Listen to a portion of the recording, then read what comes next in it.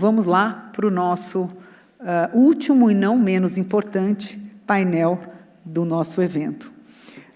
Então, para compor essa roda viva ambiental, nós vamos chamar novamente a jornalista Juliana Morrone, que vai conduzir este bate-papo.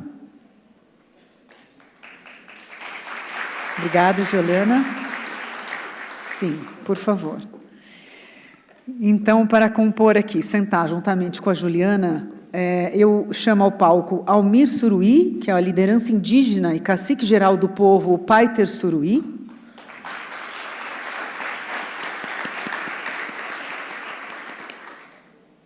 Olá, seja bem-vindo. Marina Cansado, fundadora e CEO da Converge Capital.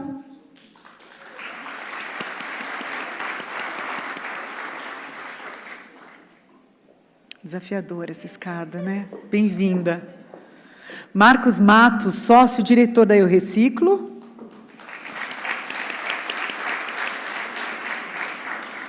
Ricardo Rodrigues de Carvalho, CEO da CBA.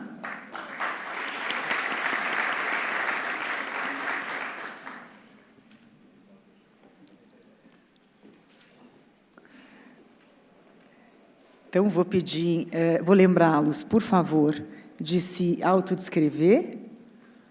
Parou aqui o meu teleprompter, pessoal. Falando com o meu pessoal lá atrás. Já tinha chamado ou não? Não chamei?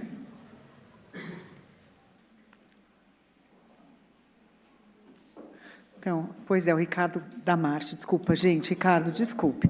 Ricardo Ciardella, diretor executivo da Marche Brasil. Eu que pulei você, viu? Não foi um problema técnico, fui eu mesmo que pulei.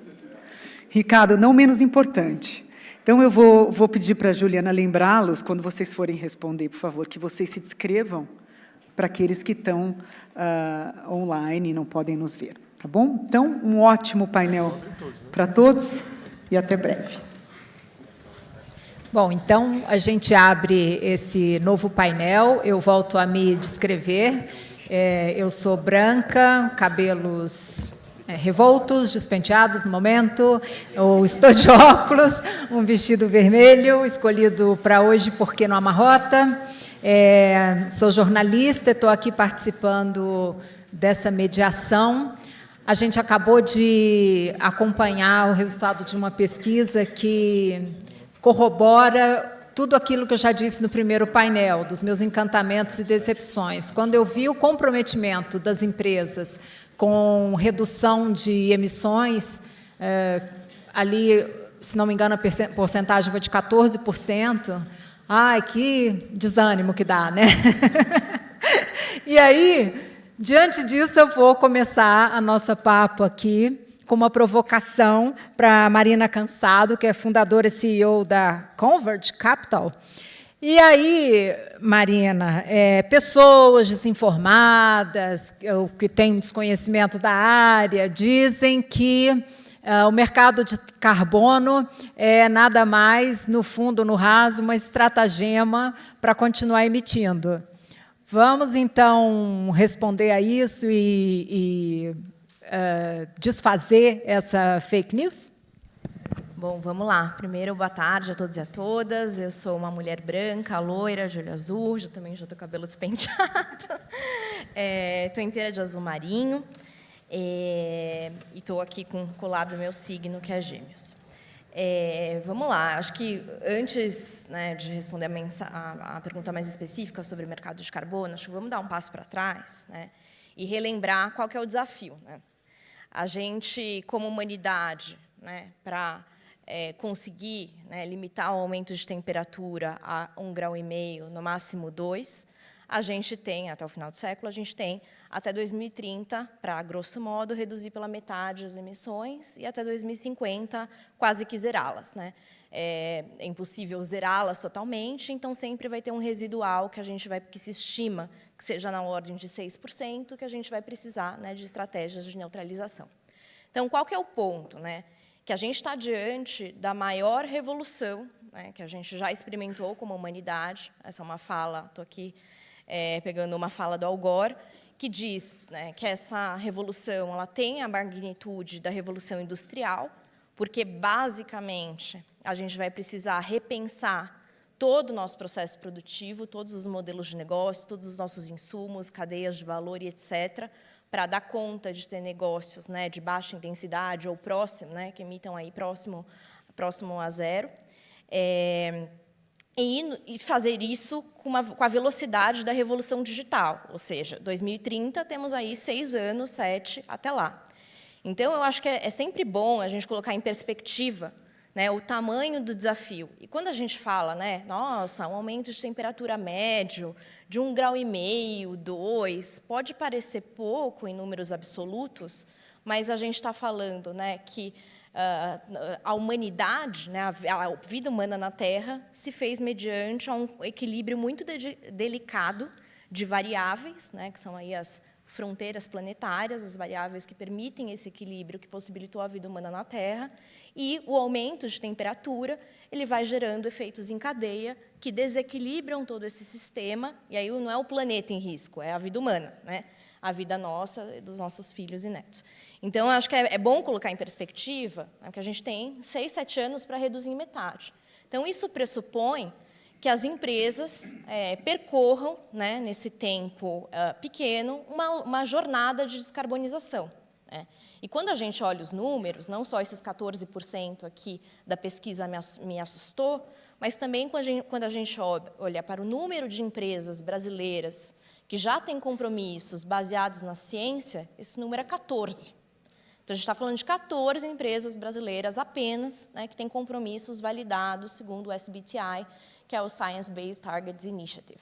Então, a gente está muito, né, assim, nem começamos a jornada, basicamente, tem uma ou outra empresa que é uma exceção, e essa jornada, e eu já chego no carbono, ela se compõe de três grandes mecanismos, né? Mas antes dos mecanismos, tudo começa com se fazer um diagnóstico, né, de onde estão as minhas emissões escopo 1, 2 e 3, né, dentro da minha operação, nas minhas fontes de energia, na minha cadeia como um todo, e, a partir disso, identificar as oportunidades, né, de redução, onde tem um índice, né, maior de emissão e por onde eu deveria começar, né, essa jornada de redução, onde tem uma oportunidade, eventualmente, ao contrário, né, gerar um crédito de carbono que me viabilize uma receita acessória, que me possibilite um investimento, né, em redução de emissões. Então, tem esse diagnóstico e, a partir desse diagnóstico, né, setar a ambição climática, né, daquela empresa e uma governança climática capaz de sustentá-la. E aí vamos para a jornada, né? Uma vez setada a ambição climática, tem uma jornada que se divide em 3 grandes blocos, digamos assim. As reduções, né? Então, como eu vou mudar minha logística, minhas fontes de energia, se eu vou eletrificar minha frota ou não, o que eu posso fazer de eficiência energética, quais novos insumos eu posso usar e assim por diante, quanto, né, que eu vou conseguir reduzir com isso a cada tempo. Mas, né, isso é dentro da minha cadeia.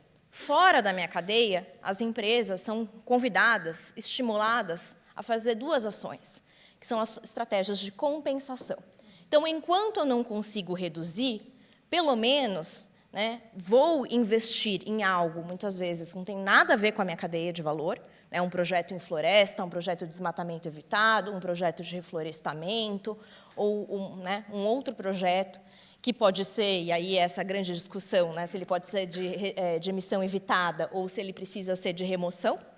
Mas isso é uma coisa que as empresas são convidadas a fazer fora da sua cadeia, como algo, né, que, obviamente, não pode ser usado como muleta ou desculpa, né, para elas não percorrerem a jornada de redução. Essa é a jornada central. Mas porque a compensação tem um papel, eu já vou voltar um pouquinho, só vou terminar o terceiro bloco, né? O terceiro bloco daí são as estratégias de neutralização. A ideia é que as empresas reduzam, né, tudo que é possível, mas aquele residual aí seja feito por remoção em sumidoras de longa duração, por exemplo, via estratégias de reflorestamento. Mas por que a compensação tem um papel no Brasil, né? O perfil, quando a gente olha para o perfil de emissões do Brasil, a maior parte deles é desmatamento, uso da terra, agricultura.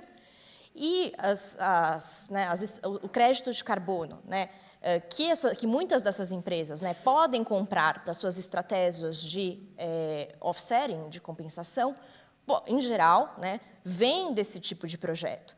Então, quando você compra um crédito de carbono, né, de um projeto de floresta, você está viabilizando um fluxo de capital para projetos, obviamente, que se tiverem adicionalidade, integridade, etc., podem estar cumprindo um papel importante para a gente conter o desmatamento, né, ou fazer reflorestamento, e ajudando, ou, né, promovendo uma agropecuária mais sustentável, né? O crédito de carbono de REDD, né, que são projetos de desmatamento evitado ou de reflorestamento, são 2 de mais de 170 tipos de crédito de carbono que a gente tem, carbono no solo, carbono de redução de metano e tantos outros.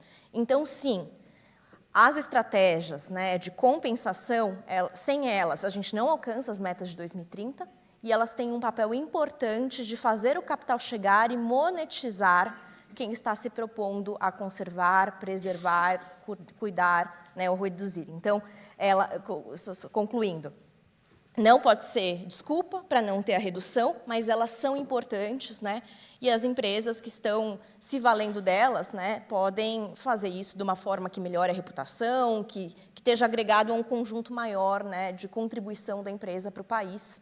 E quando a gente conhece o contexto da Amazônia, né, a gente, assim, a política pública, obviamente, tem um papel fundamental, mas sem esse tipo de projeto, na minha visão, a gente não chega lá, a gente não, né, contém o desmatamento e evita chegar num tipping point, por isso que é a importância dele no contexto.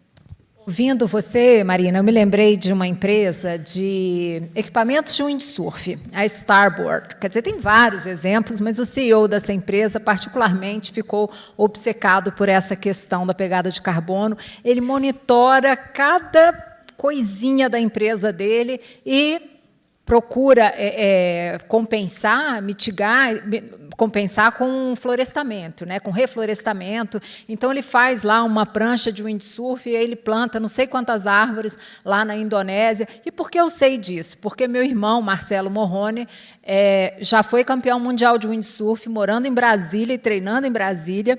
E aí ele tem um clube de windsurf, que fica ali às margens do Lago Paranoá, é uma faixinha estreita. Ele é um pequeno empreendedor, e eu só estou contando essa história para puxar a conversa aqui com o Marcos, que é da Eureciclo. Quando eu estava vindo para cá hoje, eu até comentei com meu irmão. Meu irmão é também dessa linha de buscar a ao máximo, de tentar diminuir ao máximo a pegada de carbono, ali na pequena realidade dele, né? E quando eu comentei que eu iria te conhecer, ele falou assim: nossa, eu conheço a empresa, é incrível, mas eu jamais conseguirei levar a empresa lá para o meu pequeno clube, porque é uma coisa para gente grande, para empresa grande. Então, agora a provocação é para você, se a sua empresa consegue, de certa forma, conectar, atingir o pequeno empreendedor e como isso é possível. Lembrando que o trabalho dele é um trabalho incrível de reciclagem, né? Boa tarde, pessoal. Obrigado, Juliana. Só me apresentar aqui, eu sou um homem branco, cabelos pretos, castanho escuro. Estou vestindo uma calça branca, uma camiseta azul marinho e um blazer também azul marinho, quase preto. Eu acho que, só antes de tocar no seu ponto aqui, eu acho que só para explicar o que a gente faz, né, o Reciclo, a gente garante que a mesma quantidade de embalagem que uma empresa coloca no meio ambiente vai ser reciclado. Então, se uma empresa colocou 1 milhão de garrafinhas PET, a gente garante que aquela mesma quantidade de plástico vai ser reciclado, né? Então, é um conceito de compensação, que nem você explicou para o carbono, só que para reciclagem. Esses conceitos, ambos nasceram na Europa na década de 90, né? E eles acabaram se difundindo, né? Então, a gente tem vários casos no mundo aí de aumento de taxa de reciclagem. E aqui no Brasil, hoje, as taxas de reciclagem elas são relativamente baixas, entre 5% e 7% do total de embalagem pós-consumo que são comercializadas são reciclados. Plástico, papel, metais e do pós-consumo, não pós-industrial. Não, né? O alumínio tem um percentual muito alto. O alumínio é mais de 90%, você vai falar aqui, né? E por que uma das coisas, por que o alumínio ele tem um percentual muito alto? É porque o alumínio, hoje, por exemplo, você vai numa praia, você toma uma latinha de refrigerante, dá 5 minutos alguém pega. Se você toma uma garrafinha de plástico, de vidro, você acaba juntando ela e colocando no lixo, porque a conta não fecha. Um catador, ele ganha R$5.000 a tonelada para uma tonelada de alumínio. Do vidro é R$ 250 a tonelada. Então, assim, da mesma forma que a gente compra celular, a gente compra produtos, as empresas elas precisam ser economicamente viável no longo prazo. É assim que funciona também a reciclagem dos materiais. Então, para um material para aquela cadeia de reciclagem ela fazer sentido, a conta precisa fechar. Então, esse conceito nasceu lá na Europa, lá na década de 90, eles falavam, a conta precisa fechar. Então, por meio da compensação ambiental e do crédito de reciclagem, o crédito de reciclagem funciona como um incentivo financeiro que vai ajudar a tornar a cadeia daquele material economicamente viável. Então, eu viro para um catador que está lá na praia, que não pega o vidro, se eu te der mais R$ 500 a tonelada, você vai ganhar 750 ao invés de 250, e eu sei que a garrafinha de vidro é mais pesada, você vai pegar? Vou pegar. Né? Então, foi aí que a gente criou esse nosso negócio, né? A gente se inspirou em mercados que deu certo. E o que a gente viu?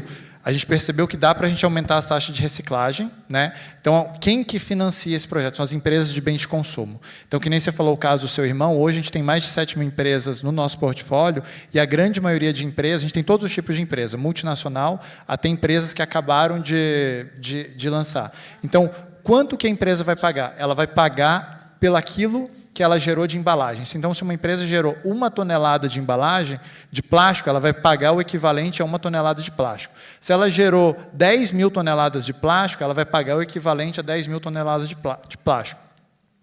Então, a empresa ela faz um levantamento, a gente ajuda a fazer esse levantamento da pegada ambiental, de quanto de resíduo ela gerou, e ela faz esse pagamento por isso, e essa grana a gente repassa para a cadeia de reciclagem, porque antes a cadeia de reciclagem eles ganhavam só pelo material que eles vendiam, mas muito material a conta não fechava, então eles passaram a ser remunerados pelo serviço ambiental, e aí isso ajuda a fechar a conta e ajuda a aumentar as taxas de reciclagem.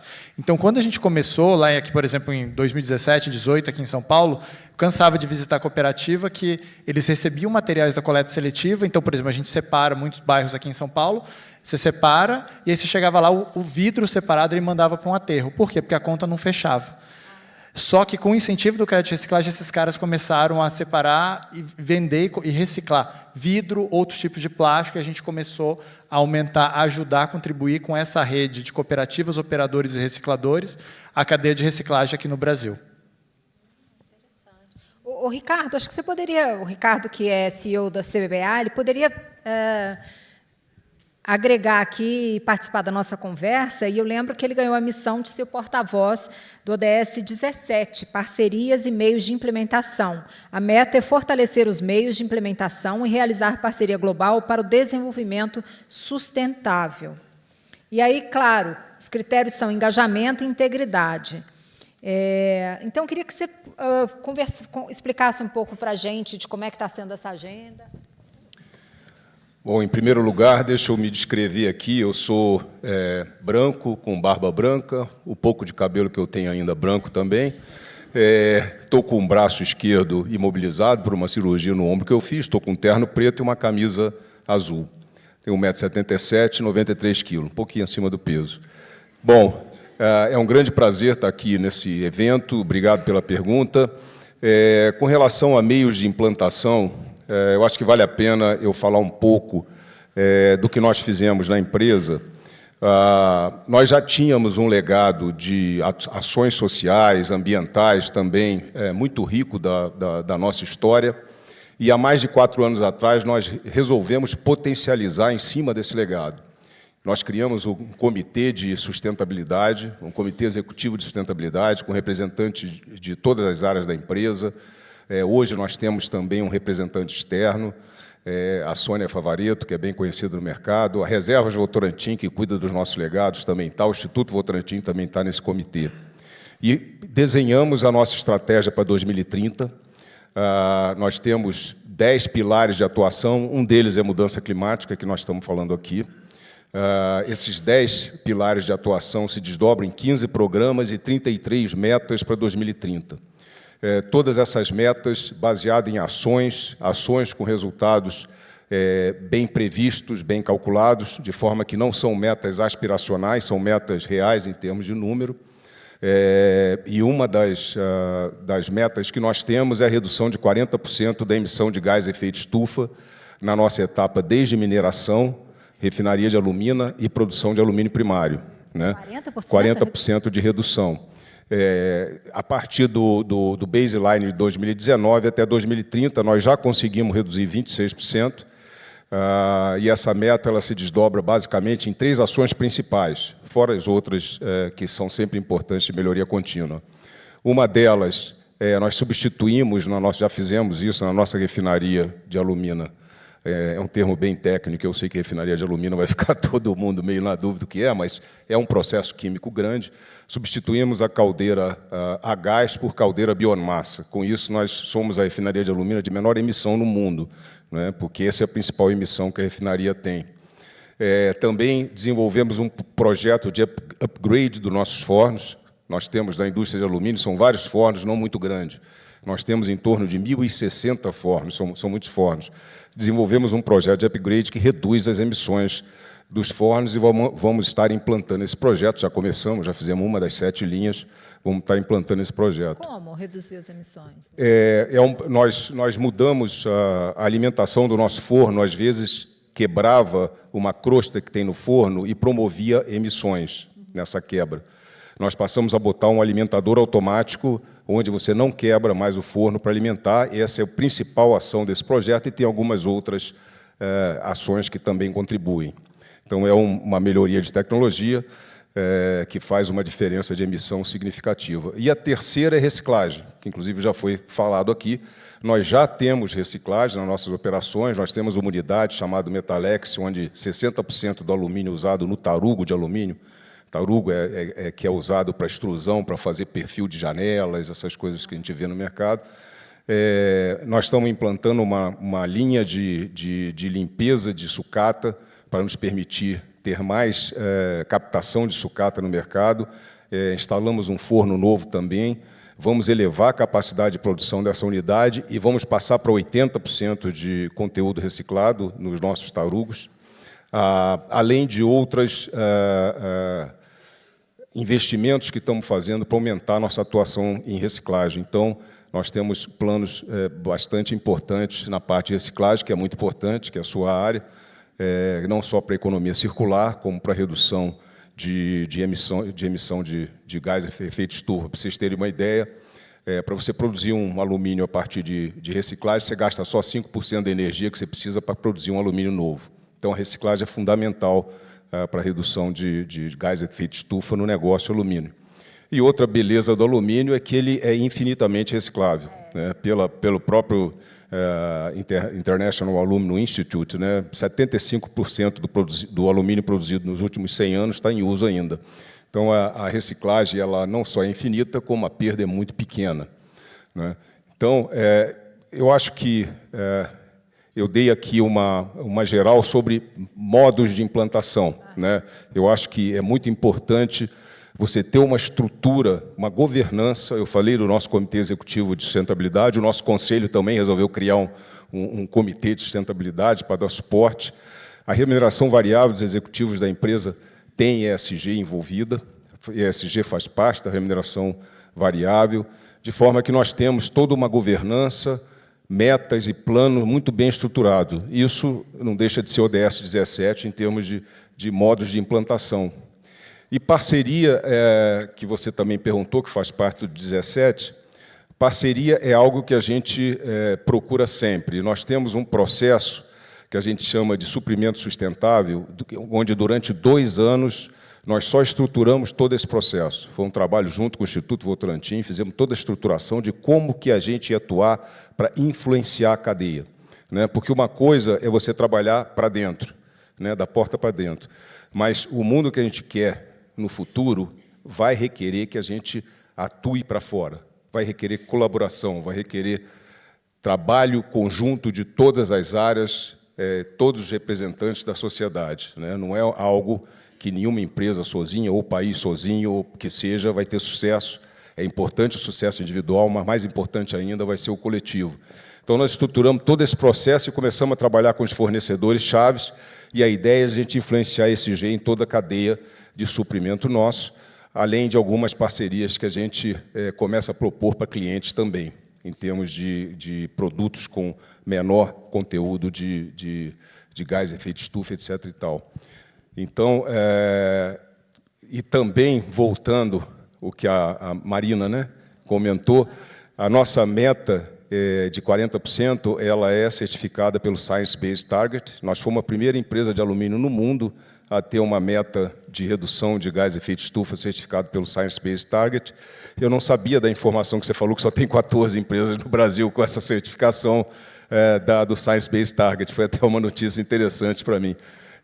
Eu fico triste e contente, ao mesmo tempo contente que nós fizemos, mas triste porque é muito pouco ainda, né? Nós precisamos de muito mais do que isso, né?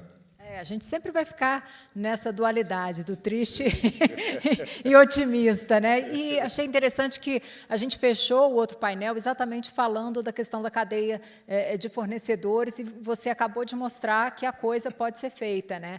Agora, a gente sempre, quando fala em ESG, todo mundo já cansou de ouvir falar que essas 3 letrinhas surgiram lá em 2004, que o Kofi Annan fez uma provocação a CEOs para integrar as metas ambientais, sociais e de governança no mercado de capitais, né? E que, na época, quem mais deu contribuição foi o setor de seguros, porque ali, naquele momento, nos Estados Unidos, eventos climáticos extremos tinham dado prejuízos incríveis às seguradoras, né? Com vazamento de óleo no Golfo do México, incêndios, seca e incêndios na Califórnia, nevasca no leste dos Estados Unidos, e as seguradoras foram acionadas e tiveram que fazer valer os seguros e as indenizações. E aí eles começaram a pensar em riscos e levar a sério os riscos diante dos eventos climáticos. Estou contando tudo isso para perguntar ao Ricardo, da Marsh Brasil, porque, assim, a cada ano as perspectivas de eventos extremos climáticos aumentam, né? E aí a minha pergunta, por exemplo, eu tenho aqui que o relatório global do Fórum Econômico Mundial de 2022 previu aí que os riscos ambientais são as principais ameaças globais. E aí, como as empresas brasileiras estão trabalhando para mitigar esses riscos? Aqui no Brasil isso está acontecendo? Isso já está sendo levado a sério? A gente teve São Sebastião no começo do ano, a gente vai vendo as questões de seca aqui também no Brasil. Quer dizer, as empresas brasileiras já entenderam isso? Juliana, obrigado. Boa tarde a todos vocês. É um prazer enorme aqui estar dividindo esse painel com vocês e ter a oportunidade de falar um pouquinho aqui dessa questão de ESG, questão clima também, né? Eu acho que passa por uma questão de sobrevivência, né? Quando a gente fala da questão climática aqui para todos nós. E eu vejo que as empresas elas estão em momentos distintos hoje, principalmente aquelas empresas com capital aberto, aquelas empresas que demandam de capital intensivo para poder manter as suas operações rodando, aquelas empresas que são exportadoras, principalmente para mercados cada vez mais criteriosos com relação a essa questão clima. A gente debateu um pouquinho a questão da reciclagem, debateu um pouquinho da questão de mercado de carbono também. E eu dividiria também parte dessa resposta em 2 momentos. Né? No momento que é o correto a ser feito pelas empresas, independentemente da questão financeira, da questão mercadológica, do ponto de vista dessas empresas que estão realmente avançando nessa agenda. Então, qual é o legado que a gente quer deixar para as gerações futuras? Né? Eu acho que talvez há 20, 30 anos atrás, eu acho que a própria Marina comentou da questão do Al Gore, quando a gente falou que esse não era um problema para a nossa geração, esse era um problema para as gerações futuras, a gente se equivocou e equivocou grandemente. Sim, um problema para as gerações, para a nossa geração agora, entender quais são o legado que a gente quer deixar para os nossos filhos, netos e bisnetos. Né? Eu acho que esse é um primeiro ponto. E tem uma questão, obviamente, das empresas em si, a questão reputacional, a questão de imagem, a questão de acesso a mercados cada vez mais exigentes, com consumidores cada vez mais exigentes, e pensando muito nessa questão clima também. E eu acho que tem uma questão financeira aqui também que tem que ser levada em consideração, né? Eu acho que é o acesso ao capital com esse carimbo ESG cada vez mais premente aqui no nosso dia a dia, né?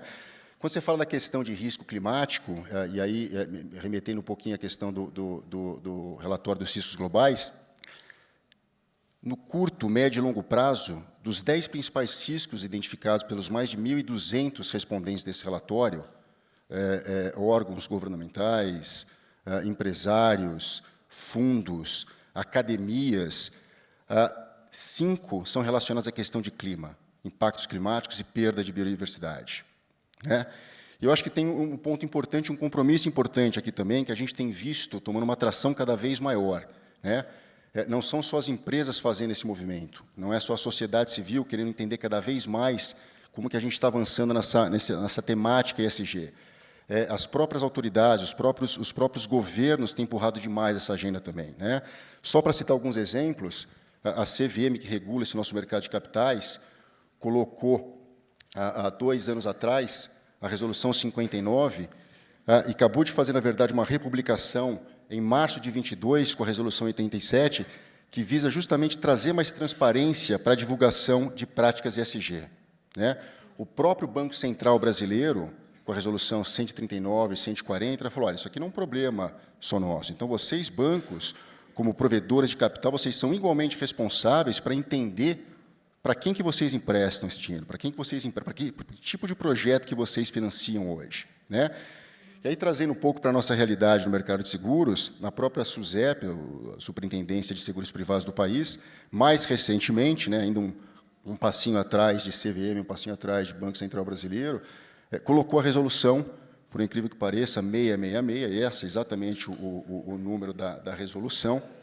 Pois é, imputando essa responsabilidade também nos mercados de resseguro e seguro, né? No final de contas, eles, no final do dia, eles são, como você comentou, eles são acionistas daquele risco, né? Eles empregam capital, eles colocam o capital deles em risco, e eles estão igualmente sendo cobrados pelos seus acionistas de como que vocês estão olhando para isso, né?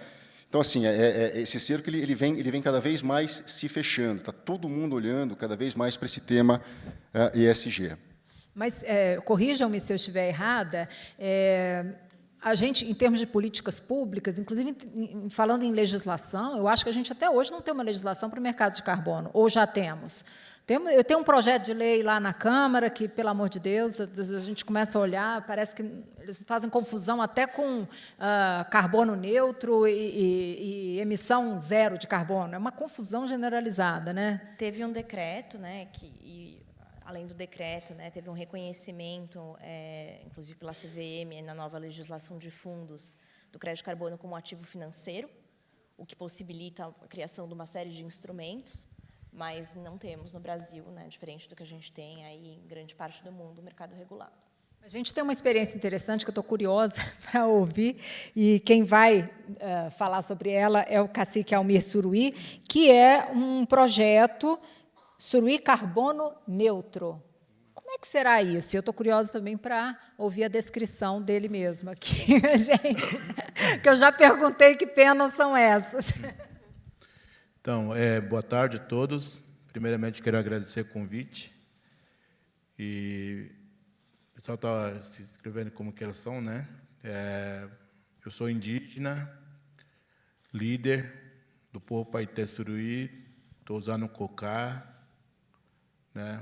Que é o cocado líder do nosso povo, camiseta listrado, colar vermelho de algodão, nativa do meu povo, que também simboliza líder, né, dentro do nosso povo.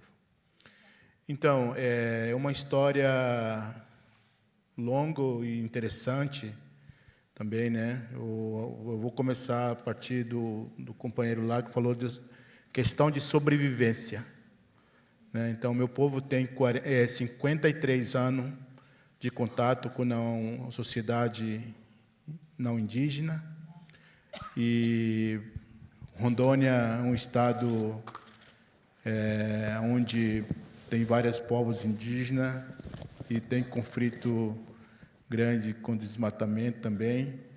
Então, nós, em 2000, a gente resolvemos fazer o diagnóstico da potencial e do problema do nosso território, porque já tinha envolvimento dos membros do nosso povo com retirada ilegal de madeira, né? Então, para buscar a resposta disso, a gente resolveu levantar potencial, levantar problemas, né?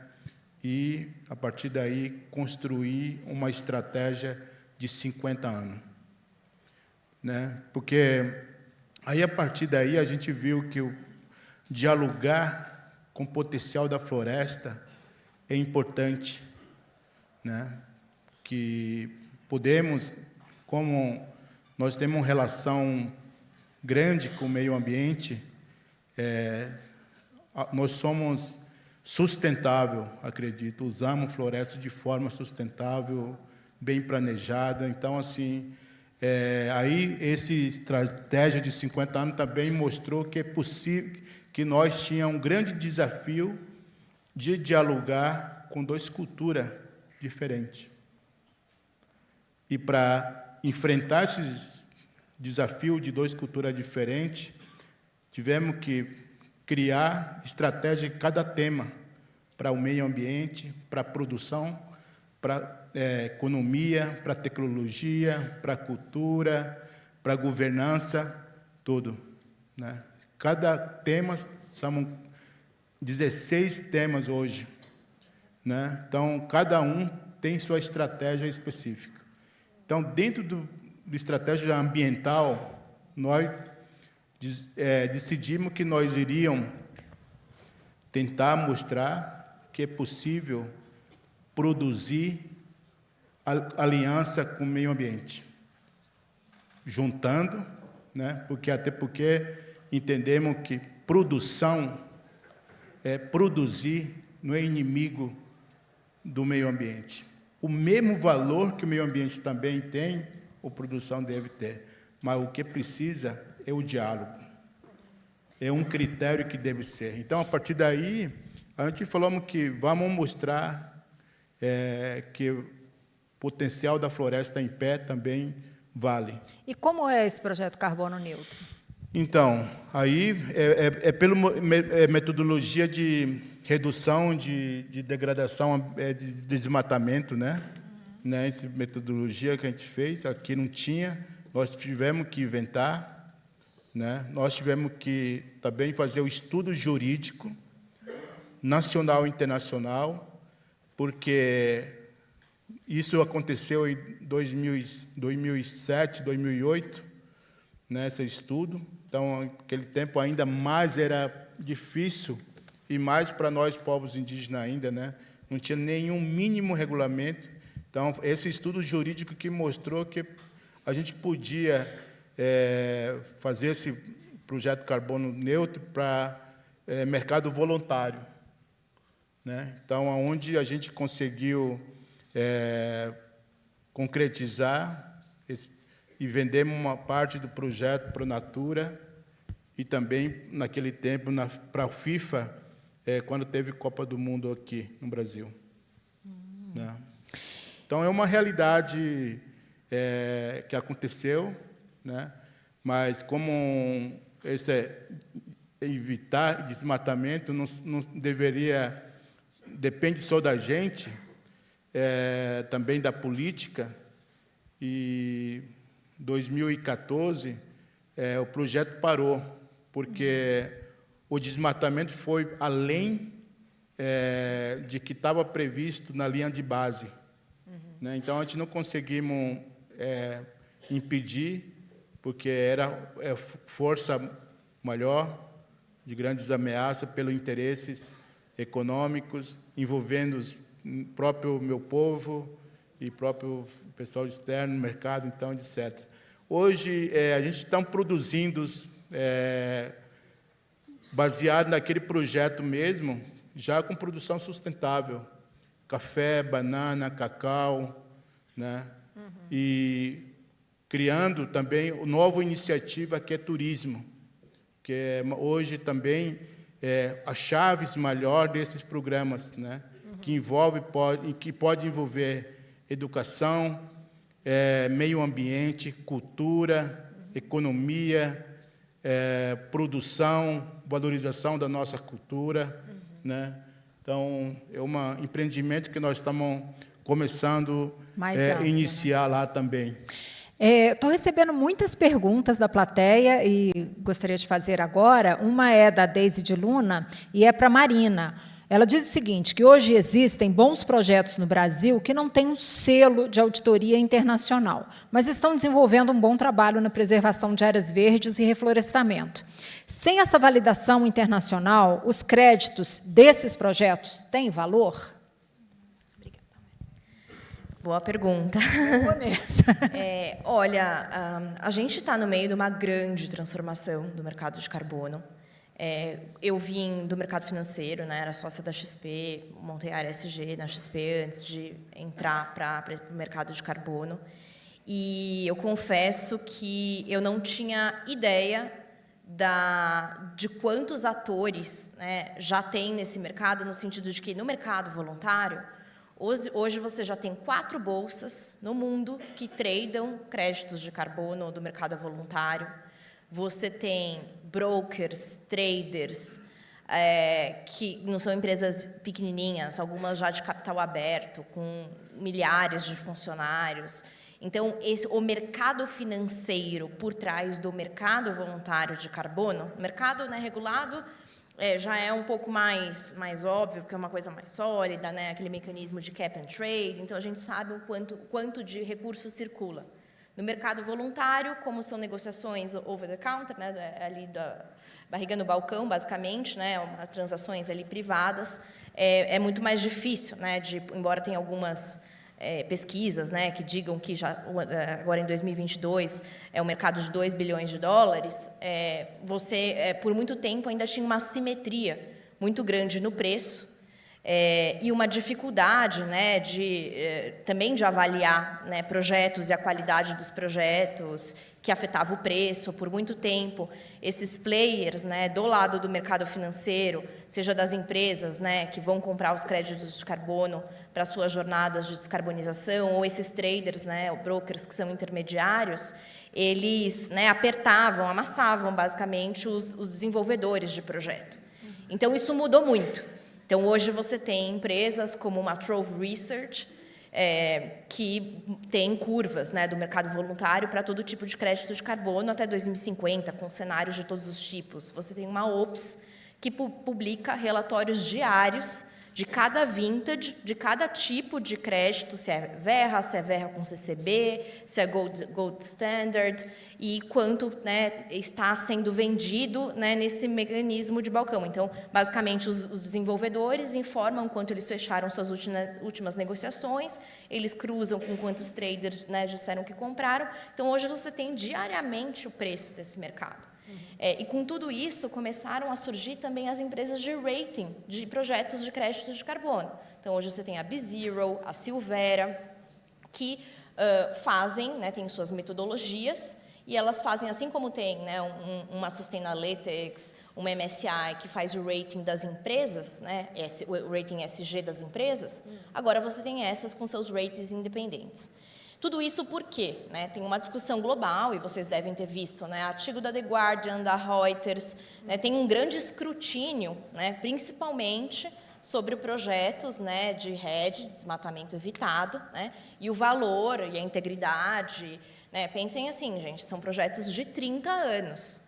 Áreas, né, anteriormente como CEO da Future Carbon, a gente, né, tinha áreas assim, maiores que um país, né, para proteger durante 30 anos, ou parcerias, né, com proprietários de terra, né, para uma proteção gigantesca. Então, tem, né, esse receio de aquilo mesmo estar fazendo uma diferença, e por isso, assim, se com essas certificadoras já tem, né, muita dúvida, então um processo da verra, né? Você faz lá o projeto, o PDD, aí você manda lá para uma validação, aí tem auditoria de terceira parte, 2 milhões de reais para você daqui 2 anos ver o seu primeiro crédito de carbono.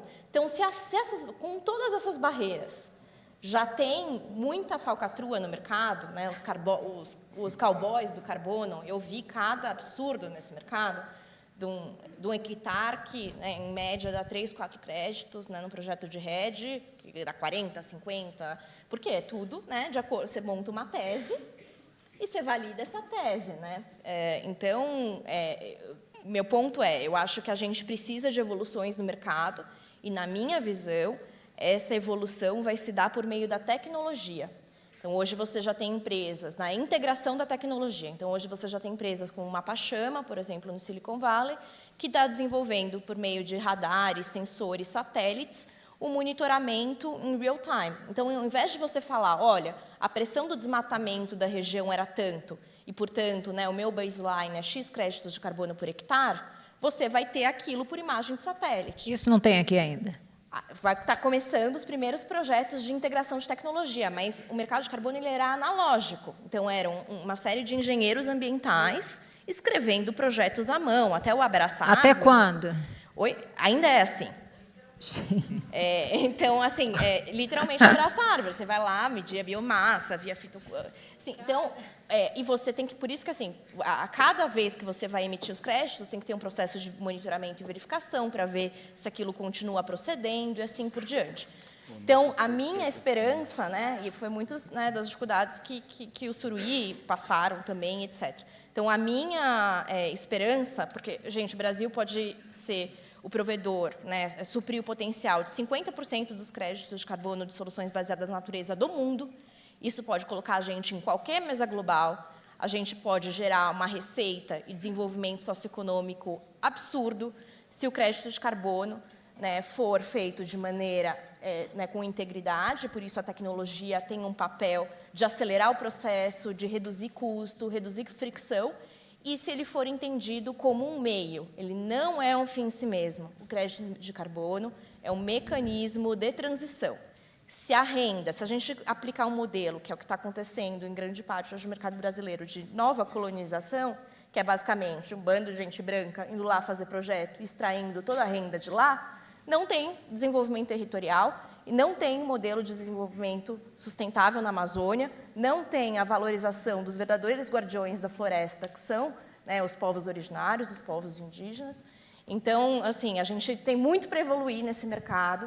A gente está nesse hype, nesse boom, mas temos que ser críticos, atentos de como a gente coloca tecnologia, governança, transparência e um mecanismo, né, de fazer essa renda, de fazer essa receita da venda dos créditos de carbono.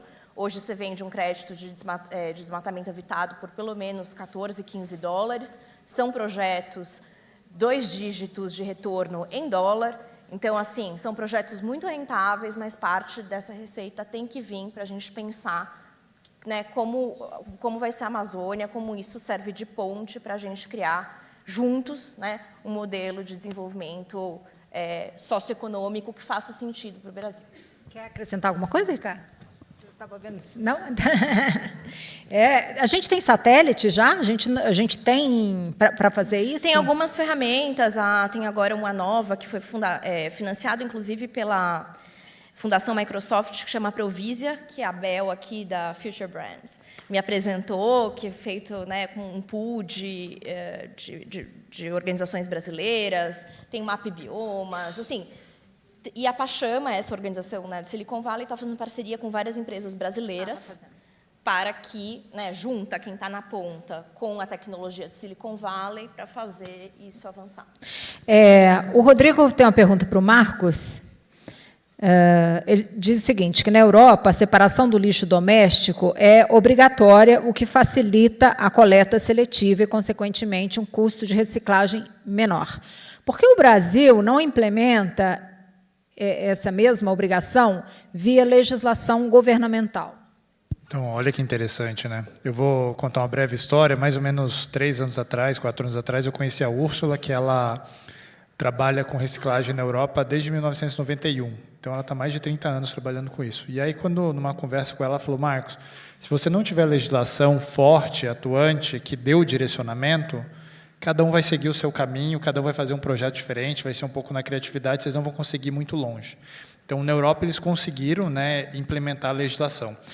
E quando a gente foi fundar o Reciclo, a gente estudou muito vários mercados no mundo, tanto europeu, nos Estados Unidos, na Ásia, né, e a gente percebeu assim, um pouco das diferenças. Né? Às vezes, você colocar uma lei forçada, tem gente que não vai conseguir seguir ela. Né? Então, por exemplo, eu morei um tempo em São Francisco, na minha casa, se você não separasse o resíduo, você pagava uma multa.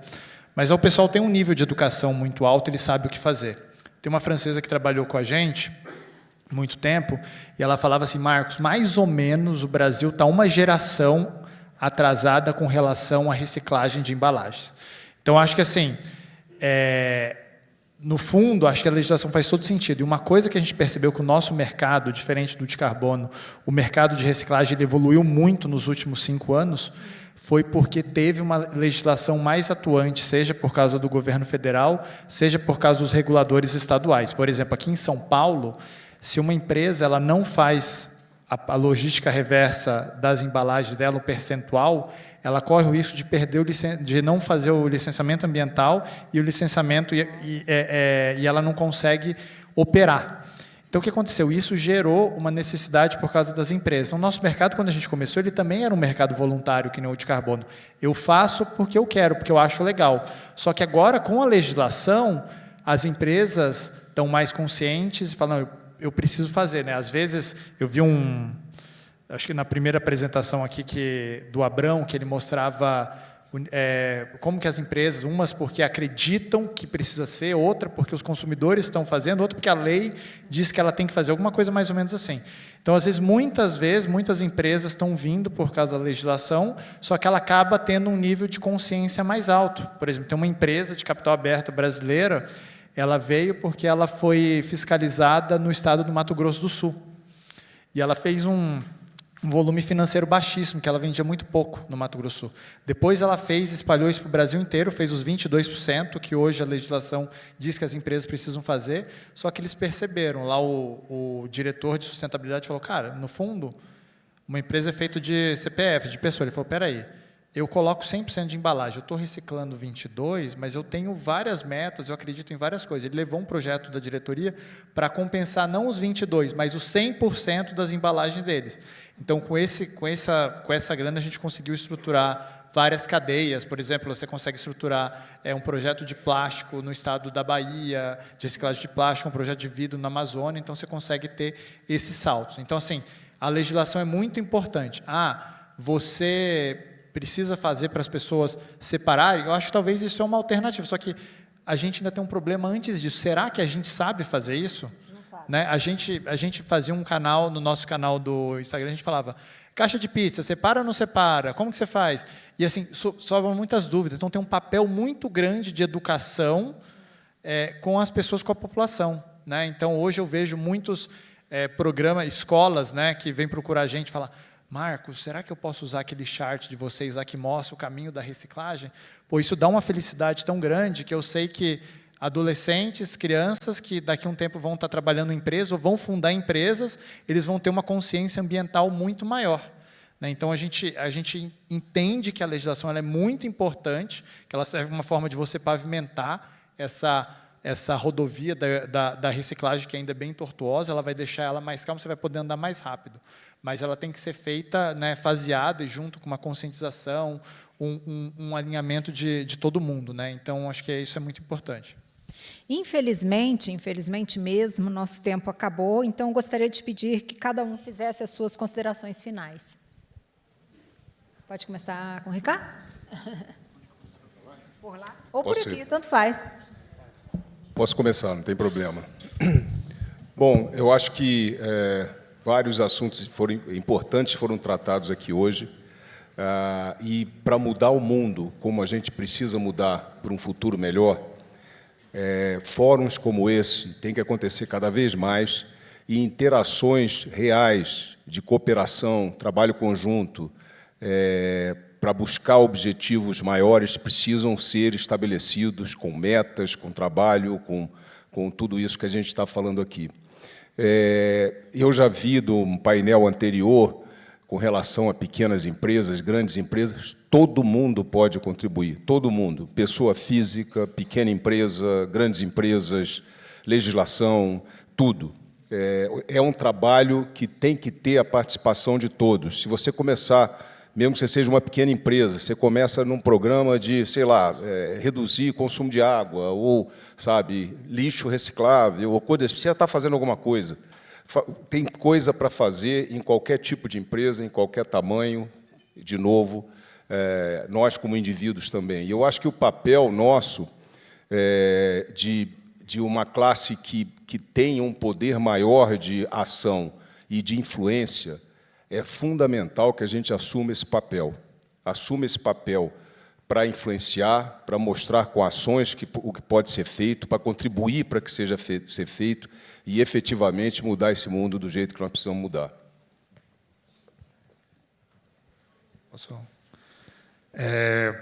Eu nem te respondi, Juliana. Claro que a gente pode ajudar seu irmão, vai ser um prazer. Depois você pode apresentar ele para a gente, vai ser uma honra. Vou mandar esse recado. Tá, pode mandar. E eu acho que assim, o que a gente percebeu, né, que a gente tem contato com muita empresa, né, e que passa por um processo de transformação, e o que a gente percebe, antes da empresa querer resolver todos esses problemas, eu acho que tem que ter uma consciência, um nível de consciência. A gente chama de ver a nave-mãe, né? Então, quando você vê a nave-mãe, a primeira coisa que você tem que fazer, primeiro você muda internamente, né?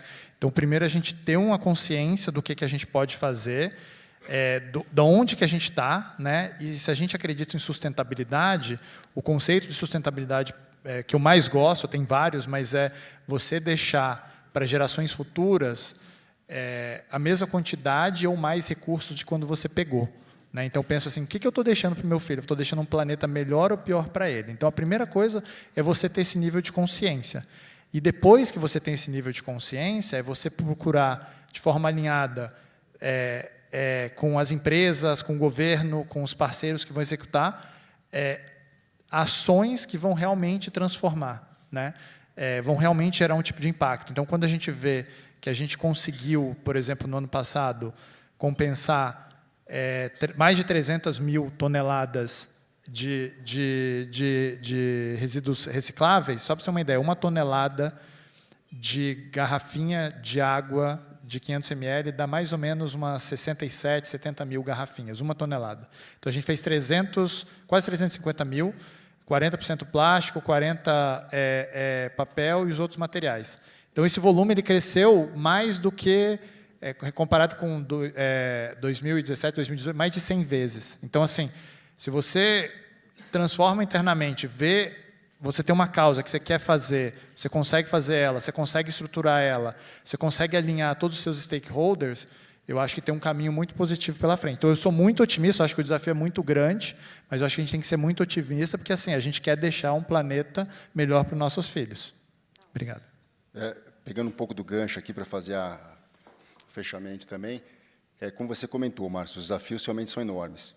Acho que a própria Marina falou um pouquinho de 2030, que vai ter um ponto de inflexão importante. Eu acho que é o grande ano que a gente vai saber se a gente vai conseguir manter a temperatura da Terra dentro daquele 1,5 grau, 2 graus para as próximas décadas, né? Só que é o mesmo ano que a gente vai atingir 8,5 bilhões de pessoas no planeta Terra, né?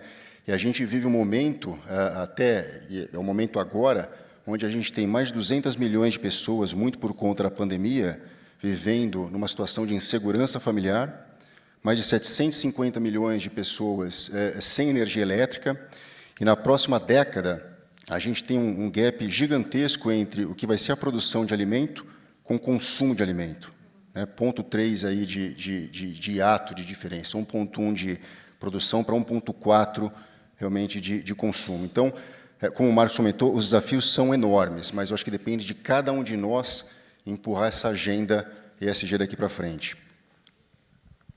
Então, também quero dizer aqui que sozinho ninguém não consegue fazer nada, né? Então, junto nós vamos vencer esse desafio. E esse desafio de mudança climática, que é uma grande ameaça para o mundo, é uma realidade. E, teoricamente, cientistas falam que, e é verdade, que o papel da floresta é um dos que pode trazer um equilíbrio. Então, a floresta, hoje, é o maior nosso aliado para combater esse desafio de enfrentamento das mudanças climáticas e onde que a gente poderia estar junto. Acho que só concluindo aqui é isso, a gente não pode ficar paralisado, né? O desafio é enorme, mas começar, né, da brechinha, de onde cada empresa consegue, cada pessoa, e é aquele ciclo virtuoso, né? Quando você é igual na vida pessoal, né? Aquele hábito que uma vez instaurado, ele alavanca uma série de outros hábitos positivos, é a mesma coisa nessa agenda. É uma coisa que você começa a fazer, que começa a trazer pessoas mais alinhadas, mudar a organização, e aí as mudanças vão sendo encadeadas. Então, a gente precisa, né, ter muito consciência, né, dos prazos que a gente tem, mas também não deixar se paralisar e fazer aí uma ação atrás da outra, de forma coordenada, sistêmica, coletiva. Uma coisa que me motiva eu entrevistei recentemente a Jane Goodall, que acho que todos conhecem, é uma das maiores ativistas, né, mundiais, que pessoa fantástica, assim, eu sou simplesmente fã dela. Foi a única vez na minha vida, eu já entrevistei Sophia Loren, Barack Obama, mas a Jane Goodall, eu tremia fazendo perguntas para ela, porque eu simplesmente sou fã dela. E, inclusive, estive lá na Tanzânia, em Gombe, onde ela fez os estudos e descobriu que não éramos apenas nós, humanos, que tínhamos capacidade de fazer ferramentas. Ela descobriu ali os chimpanzés, eles faziam as ferramentas. Eu, inclusive, vi os chimpanzés fazendo copinho, usando o telefone deles, que é bater numa árvore lá, que é oca, para chamar os amigos para comer alguma coisa. Então, a Jane Goodall falou, nessa entrevista para mim, que a gente não pode ficar sobrecarregado com o peso das decisões e dos desafios mundiais. Então, dá um alívio, dá uma esperança, dá uma motivação, pensar no local. O que eu posso fazer aqui, com quem está do meu lado, com quem está por perto. Então, eu saio desse debate muito encantada. Vocês deram... nos trouxeram palavras de muito otimismo também, e os desafios que foram apresentados foram muito calcados na realidade. Então, eu saio daqui muito feliz por ter tido essa oportunidade de participar desse painel. Obrigada a todos.